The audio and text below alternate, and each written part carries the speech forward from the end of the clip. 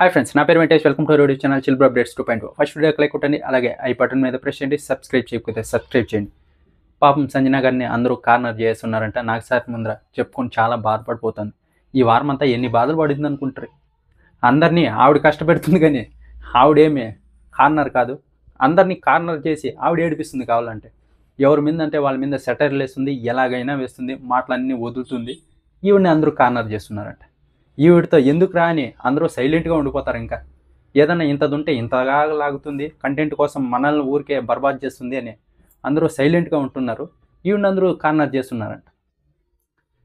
ఏదన్నా గేమ్ ఇస్తే ఆ గ్రూప్తో ఆడదు, ఈవిడ ఇండివిజువల్గా ఆడుతుంది.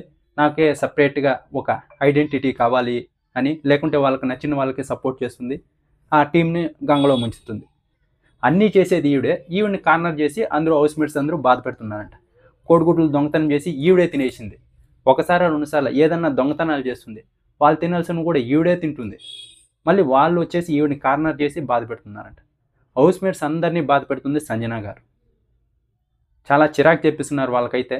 ఇంకా 5 months బేబీ ఉంది, ఆవిడతో ఏం లేని అందరూ సర్దుకుపోతున్నారు. కానీ ఈవిడ పోతూ పోతూ ఇంకా ఎక్కువ చేస్తుంది. ఈరోజు అయితే దొంగలు ఉన్నారు, బోర్డు కూడా వేశారు. ఇంకా సింపతి డ్రామాలు వర్కౌట్ కావు. జనాలు కూడా మారిపోతున్నారు. ఫస్ట్లో ఎంతలా సపోర్ట్ చేసేవాళ్ళు అంటే చాలా సపోర్ట్ చేసేవాళ్ళు.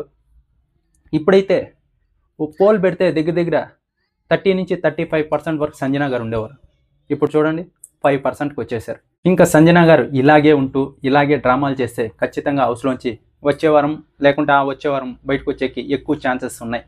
మీరేమనుకుంటున్నారు? సంజన గారిని అందరూ కార్నర్ చేస్తున్నారా, లేకుంటే ఆవిడే హౌస్ని బాధ పెడుతుందా? కింద కామెంట్ బాక్స్లో చెప్పండి.